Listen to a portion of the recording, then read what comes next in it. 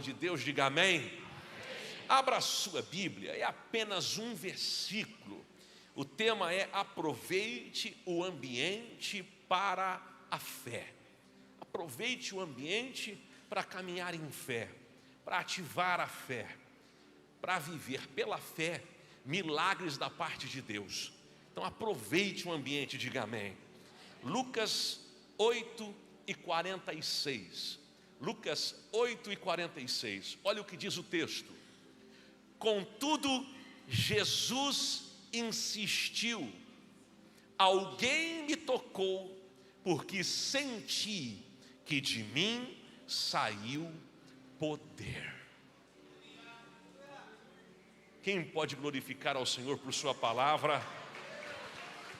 Aleluia, glória a Deus. Aplauda ao Senhor. A palavra do Senhor é poderosa. A palavra do Senhor é extraordinária. Ora, existem ambientes onde é perceptível a presença de Jesus. É fácil saber que Jesus está ali. E nem sempre é na igreja. Aliás, eu já fui num culto onde tinha tudo menos Jesus. E já fui na casa de uma pessoa, casa simples, onde foi perceptível que Jesus estava ali. Então, existem ambientes que você logo tem a clareza da presença de Jesus. Porém, há um risco silencioso, eu sempre falo, o risco de se acostumar com o que é sagrado, o risco de diminuir o valor da presença de Deus. Sutilmente, Jesus está ali, mas por conta de uma série de coisas, o valor da presença de Jesus para aquela pessoa começa a diminuir, começa a se acostumar com a presença de Jesus, e daqui um pouquinho falta temor. Eu começo dizendo: cuidado para não se acostumar com a presença de Jesus. Uma multidão estava ao redor de Jesus, tocavam Jesus o tempo todo, e o faziam de qualquer forma, de qualquer maneira. Alguns estavam porque outros estavam. Alguns estavam porque Jesus era uma figura popular. Outros estavam porque era o hype, quer dizer, era o momento, era o que estava acontecendo. Alguns estavam porque era a sensação do momento. Outros porque queriam ver o desfecho de uma história. O que aconteceria, afinal de contas, com a filha de Jairo, já que Jairo tinha se dirigido a Jesus e pedido a ele: vai à minha casa e cura minha filha que está enferma. Então queriam ver aquilo.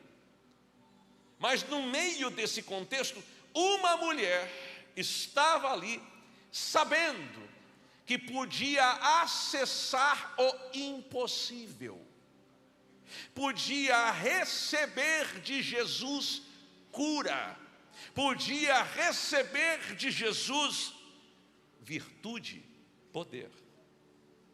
Escute, jamais transforme o que é extraordinário em comum só porque a presença de Jesus se tornou parte da sua rotina. Muita gente, quando começou a vir à igreja, o coração queimava para estar aqui. O tempo foi passando, se acostumou com o louvor, se acostumou com a liturgia, se acostumou com a pregação, se acostumou, e depois começa a vir por obrigação. Que triste. Triste. É preciso a pessoa redescobrir o Evangelho. Se acostumar com a presença de Jesus pode gerar uma desvalorização ao que é sobrenatural. Jesus operou poucos milagres na sua própria terra, porque aqueles estavam acostumados com quem Jesus era. O ambiente era favorável, Jesus estava ali, mas faltou fé. Hebreus 11:6 diz: ora, sem fé é impossível agradar a Deus, porque é necessário que aquele que se aproxima de Deus creia que Ele existe e que é galardoador dos que o buscam. Escute, eu e você precisamos ter uma fé firme, uma fé que permanece, uma fé constante em Jesus. Não se deixe levar pelos modismos, não se deixe levar pelas circunstâncias. Mantenha a sua fé real em quem Jesus é. Diga amém. Não desperdice esse culto, não desperdice esse tempo, não desperdice esses minutos. Aproveite cada um desses minutos, porque esses minutos podem fazer a diferença na sua história, no seu destino, na sua vida, na sua casa, na sua família, nos seus negócios, em tudo que você é e em tudo que você tem. Eu anotei aqui: a fé ignora a religiosidade. Diga, a fé ignora a religiosidade. O que é religiosidade, pastor? A religiosidade é a aparência sem a essência. Parece ser, mas não é. Tem jeito, mas não é. É como se fosse, mas não tem verdade. Aliás, Jesus disse em Mateus 15:8: este povo se aproxima de mim com a sua boca e com os seus lábios me honra, mas o seu coração está longe de mim. O problema da religiosidade é que muitas vezes se faz porque os outros estão fazendo, e não porque entendeu que se faz por quem se é. Triste. Tem gente que canta porque os outros estão cantando. Tem gente que levanta as mãos porque ao seu redor mãos estão sendo levantadas. Tem gente que só vem porque os outros estão vindo.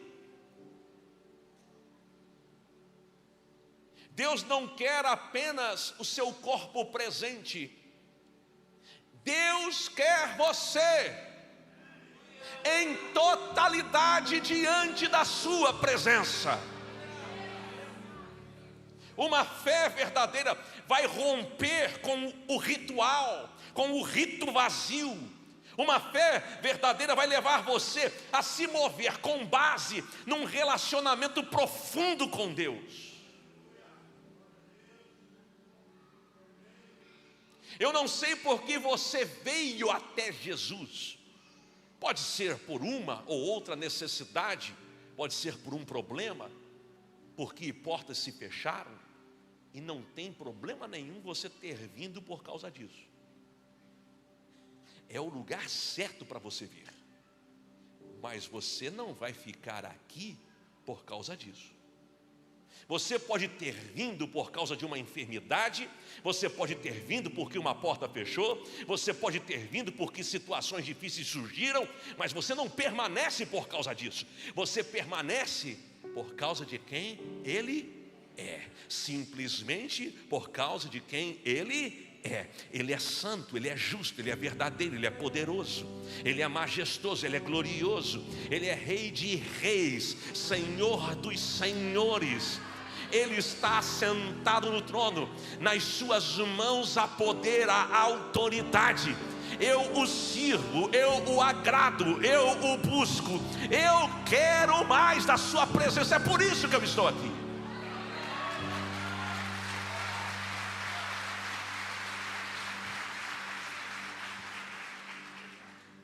Mas o triste é que muita gente está na igreja, mas não acessa poder. Uma multidão está ao redor de Jesus, tocando-lhe o tempo todo, mas uma mulher,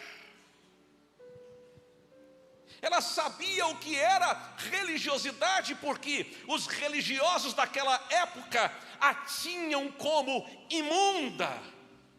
Imunda por conta das leis que tinham sido impostas.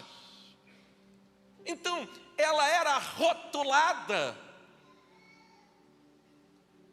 Tinha um nome para ela. Mas no meio daquele contexto, ela rompe com a religiosidade e toca em Jesus de forma diferente. A maioria das pessoas vai ter o mesmo resultado, mas vai ter gente que vai tocar diferente. Tem gente que vai tocar de forma natural, tem gente que vai tocar sem temor, tem gente que vai tocar sem fé, tem gente que vai adorar de qualquer jeito, mas sempre vai ter alguém com paixão, com vontade, querendo, dizendo: eu não vou desperdiçar a oportunidade. Esse vai ser o melhor culto da minha vida, essa vai ser a maior mensagem que eu vou ouvir. Eu não saio do jeito que cheguei.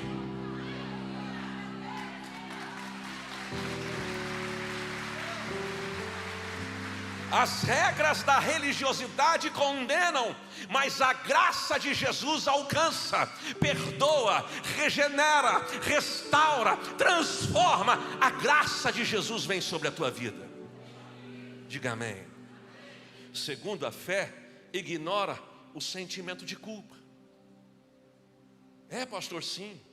Aliás, quando a gente olha para Romanos capítulo 7, você vai perceber o apóstolo Paulo dizendo: olha, o bem que eu quero fazer eu não faço, e eu começo a perceber que o mal que está em mim quer me dominar. Ele está quase dizendo: olha, é melhor desistir de tudo. E o capítulo 7, você vai ler ele, se terminar o capítulo 7, parece que termina com um ponto de interrogação. Mas logo o 8 começa, e o 8 responde o 7, porque começa dizendo: já nenhuma condenação há para aqueles que estão em Cristo Jesus. Por vezes a culpa vem contra você, tentando te impedir de crer e de viver o sobrenatural. A culpa te paralisa, mas a fé vem com libertação. A fé acessa a liberdade de Deus na sua vida. A mulher do fluxo de sangue, mesmo sabendo, escute isso, que se descoberta, seria rechaçada, envergonhada, expulsa, sabendo da culpa que carregava por conta daquilo que a religião havia colocado sobre ela, ela vai por entre a multidão, entendendo que o segredo era tocar-lhe nas vestes. É lindo isso.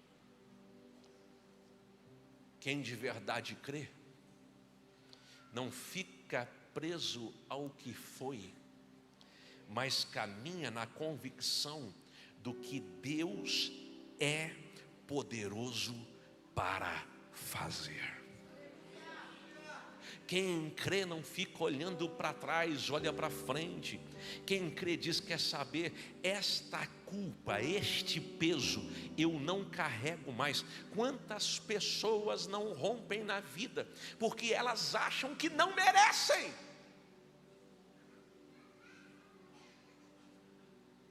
Outro dia eu ouvi um pastor dizendo: olha, sabe o que você merece? Você merece o inferno. Sim, sem Deus você merece o inferno. Ele só esqueceu de dizer que quem está em Cristo é uma nova criatura e tem agora uma identidade em Cristo. E se você tem identidade em Cristo e você é uma nova criatura, significa que você é filho de Deus. Como é que você vai dizer para um filho de Deus que o que ele merece é o inferno? É a teologia do fracasso. Você tem um novo nome já no céu. Você tem certeza da salvação. Você não merece o inferno, você merece o céu, porque por você Jesus morreu na cruz do Calvário. Cuidado para não ouvir besteira por aí e se vender para uma teologia fajuta. Você é filho de Deus. Ora, se vocês são maus e sabem dar boas dádivas a vossos filhos, quanto mais o vosso Pai Celestial não lhes dará tudo quanto pedirem.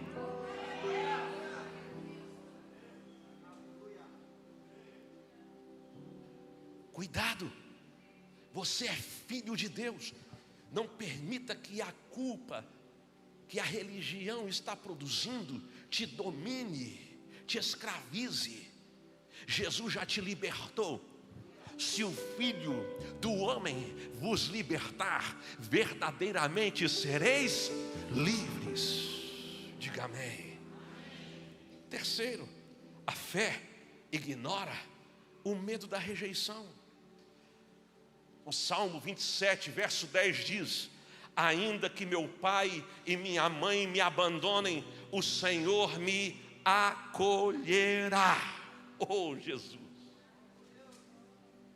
Este é o versículo que meu pai um dia, depois de receber uma carta da minha avó, e ela dizia na carta: você já foi coroinha, você já foi da religião verdadeira, mas agora você diz que é de Jesus, agora você diz que é crente, pois nunca mais se dirija a mim como sendo sua mãe. E meu pai, triste, chorando, angustiado, ele abre a Bíblia e diz, ele era novo convertido: Deus fala comigo, fala da forma que o Senhor quiser. E ele esfolheou a Bíblia para cá e para lá, e caiu nesse texto: ainda que meu pai e minha mãe me abandonem, o Senhor me acolherá. Meu irmão, era a resposta de Deus para ele, mas é uma verdade para nós. Não importa o que aconteça, não tenha medo de rejeição. Se tiver que abrir mão de algo por causa de Jesus, então abra, porque nada é maior do que Jesus. Não tem milagre que seja maior do que Jesus. Não tem vitória que seja maior do que Jesus. Não tem bênção que seja maior do que Jesus. Não tem dinheiro nesse mundo que seja maior do que Jesus. Jesus é maior do que tudo.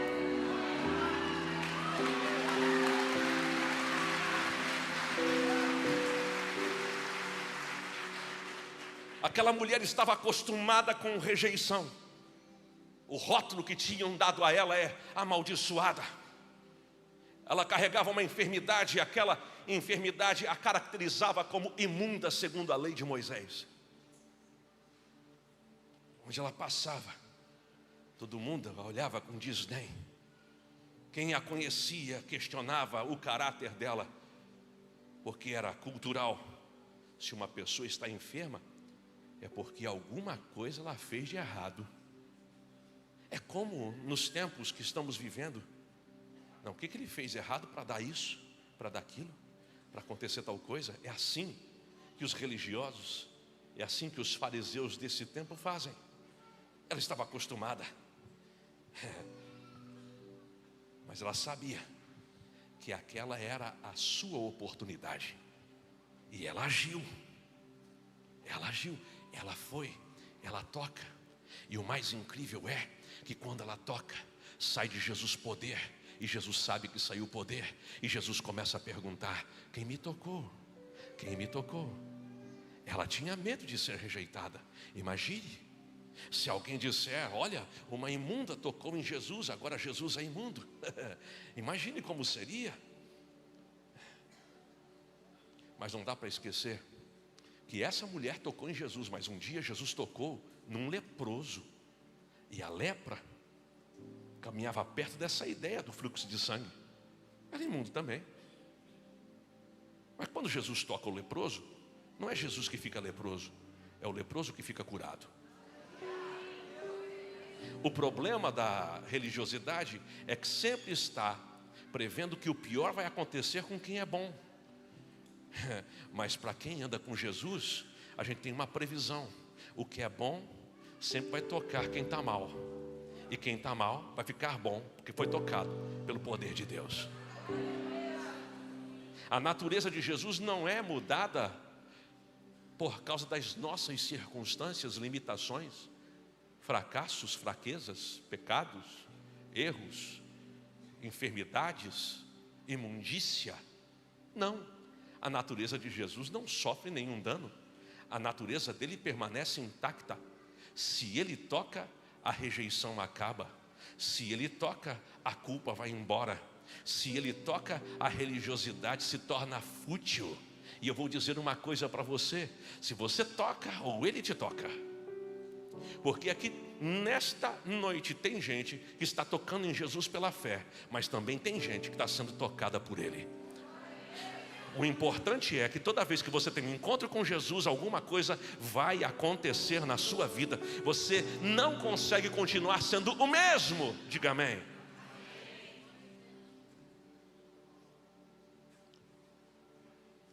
Meu Deus, o horário. Eu te amo, relógio. Ela estava acostumada com a rejeição, com o rótulo, mas ela sabia, é a minha oportunidade, aproveitou. E agora Jesus quer conhecer aquela mulher. Jesus quer ouvir a história dela. E ela conta para Jesus. Ela conta tudo para Jesus. O texto vai dizer, e ela contou tudo o que sucedera para Jesus. E o texto é rico de detalhes, que não convém ficar agora. Depois você pode olhar para esse texto, capítulo que nós estamos lendo.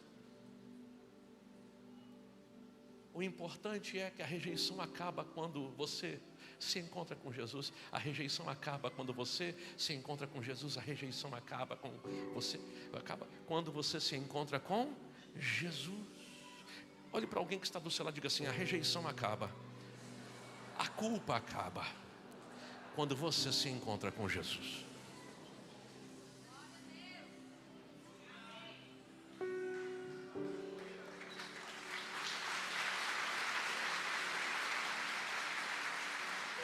Pastor, mas os outros podem pensar alguma coisa de mim. A sua fé precisa falar mais alto do que as opiniões dos outros. Em quarto, a fé vai atrair milagres. Por diversas vezes Jesus disse, como em João 11:40, respondeu-lhe Jesus: não te disse eu que se creres verás a glória de Deus? Se creres verás a glória de Deus. Levanta a sua mão direita e diga: se creres verás a glória de Deus.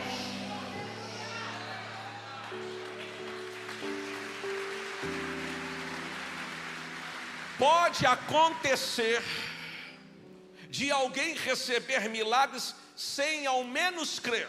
E a gente tem relato bíblico disso. Gente que não creu e recebeu. Mas são casos bem pontuais. É preciso considerar que a fé é a base para coisas extraordinárias acontecerem. A fé. Aquela mulher, mesmo antes de ir, gerou fé dentro de si. Ela pensou consigo mesma: se tão somente eu tocar as suas vestes.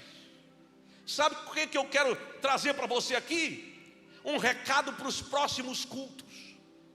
Antes de se dirigir para cá, comece a mudar a sua mentalidade, seus pensamentos. Não venha para cá dizendo: vamos ver o que vai dar hoje. Vamos ver se hoje dá certo. Vamos ver se hoje tem presença. Vamos ver se hoje tem poder. Vamos ver se hoje a mensagem vai ser boa. Antes de sair da sua casa, resolva as suas questões aqui, na sua mente, nos seus pensamentos. Saia convicto em fé. Não venha para cá perder tempo. Venha para cá remir tempo. Venha para cá para tocar nas vestes do Senhor. Venha para cá para levantar as suas mãos de verdade aos céus e dizer: eu preciso de ti, Jesus.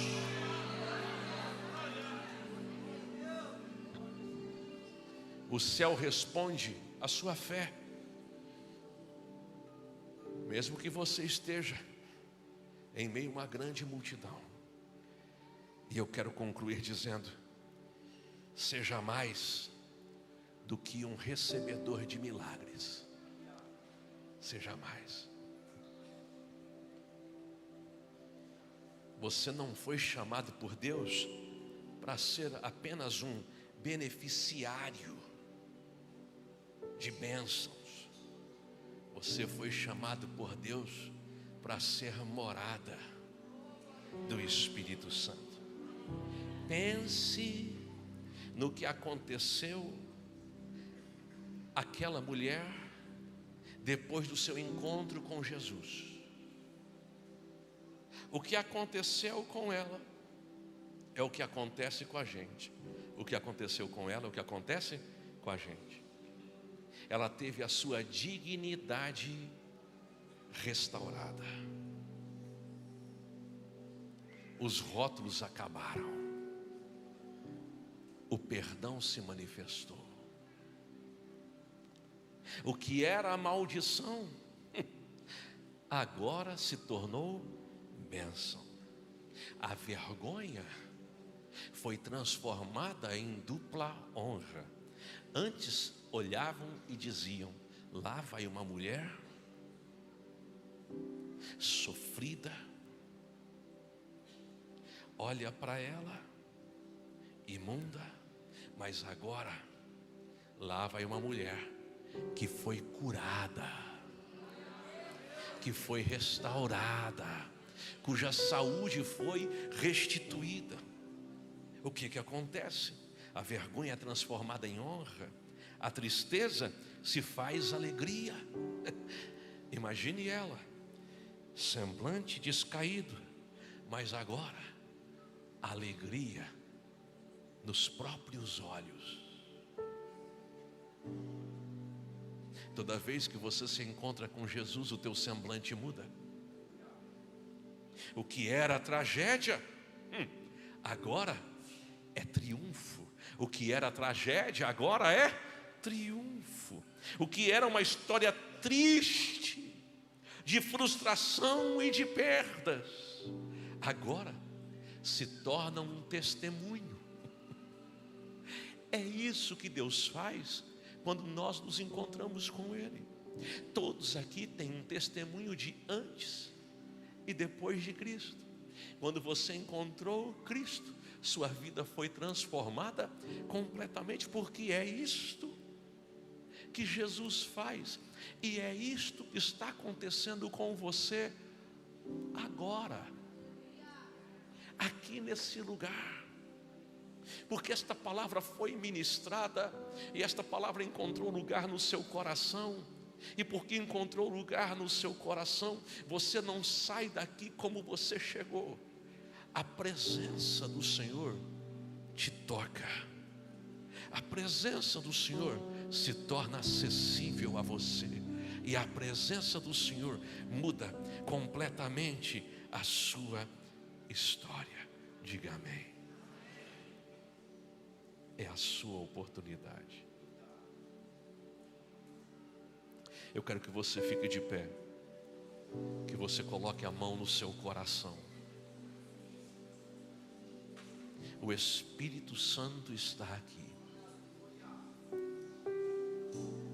Escute o que eu vou dizer. Não se acostume com a presença do Espírito Santo. Não. Mergulhe na presença do Espírito Santo.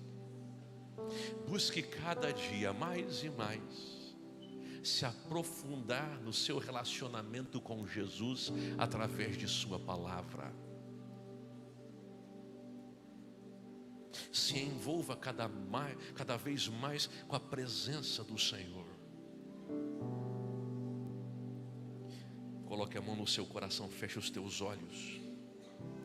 Eu quero fazer um convite. Talvez você está aqui e você diga: pastor, esta é a minha oportunidade, eu não quero perder, de tocar em Jesus, e eu quero receber dele poder, eu quero receber dele vida, eu quero receber do toque do Senhor na minha vida. Como é que você pode tocar em Jesus? Reconhecendo que precisa dele,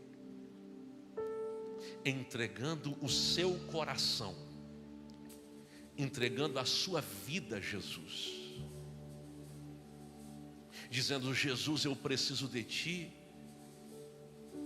e hoje eu quero entregar a minha alma, o meu coração a ti, quero entregar minha vida, eu quero que o Senhor me abrace, eu quero que o Senhor me toque. Se você está aqui e diz: pastor, essa é a minha oportunidade. Hoje eu quero entregar a minha vida a Jesus.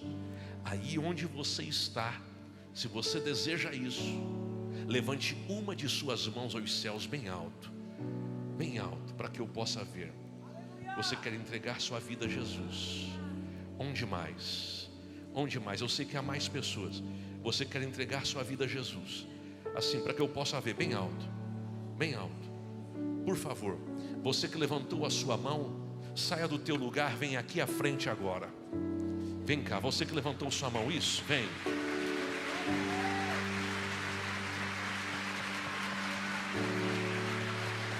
Vou pedir que todos os irmãos que foram batizados agora às 5 horas venham aqui à minha esquerda.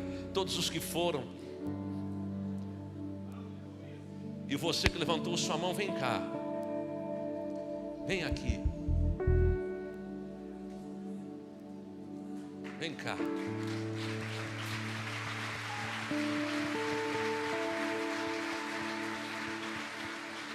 O melhor tempo da sua vida é este. Este dia, para quem entrega a sua vida a Cristo, se torna um dia mais importante do que o próprio dia do nascimento. Porque aqui é quando uma pessoa nasce para Deus. Jesus veio para os seus, mas os seus não o receberam. Mas a todos quantos o receberem, deu-lhes o poder de serem feitos filhos de Deus. Quero que a igreja levante as mãos para cá.